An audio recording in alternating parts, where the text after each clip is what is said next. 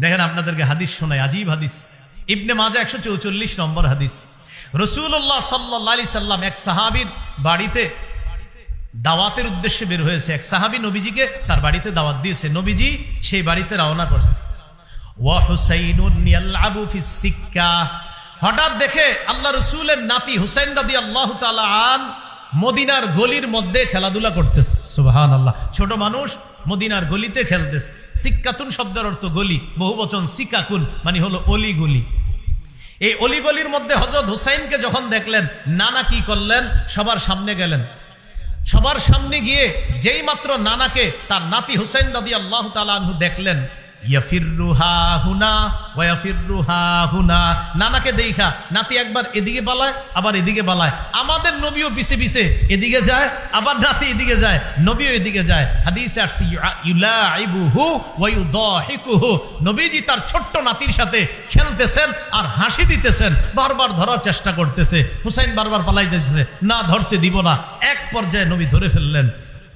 এইভাবে থুতনির নিচে এক হাত রাখলেন, মাথার তালুর মধ্যে আরেক হাত রেখে বললেন, আহাব্বাল্লাহ মান আহাব্বা হুসাইনান, আমার হুসাইনকে যে ভালোবাসে আল্লাহ তাকে ভালোবাসে।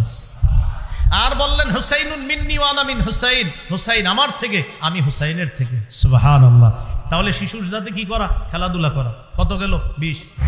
21 নম্বর, শিশুকে ভালোবাসা। এবার উদাহরণটা হযরত হাসান রাদিয়াল্লাহু তাআলা আনহুকে দিয়ে দিই। আগেরটা কারে দিয়ে দিলাম? হযরত হুসাইন। 21 নম্বর, শিশুকে ভালোবাসা। সহিহ বুখারীর বর্ণনা 5884 নম্বর হাদিস। রাসূলুল্লাহ সাল্লাল্লাহু আলাইহি সাল্লাম একদিন বাজার থেকে আসছে। আইনা লুকা, একটু বলবেন শব্দটা, বলেন লুকা, বলেন লুকা।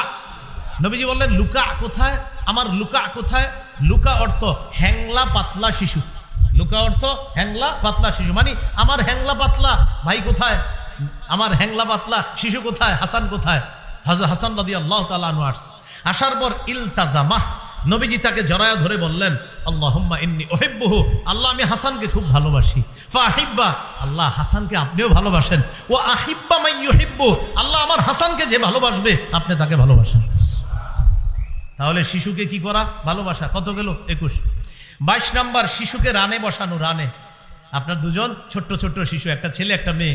ছেলের শুধু রানে বসাবেন এমন না, ছেলেকে এক রানে, ছোট্ট মেয়েটাকে আরেক রানে বসাবেন।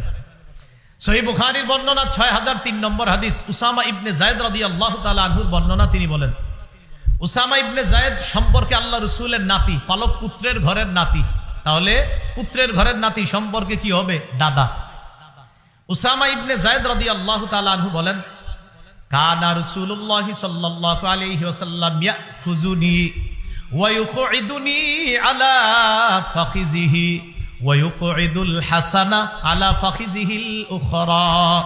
নবীজি আমাকে ধরে এক রানের উপর বসাইতেন, আরেক রানের উপর হযরত হাসানকে বসাইতেন। তাহলে হাসানের সম্পর্কে হয় নানা, আর হযরত উসামার সম্পর্কে হয় দাদা।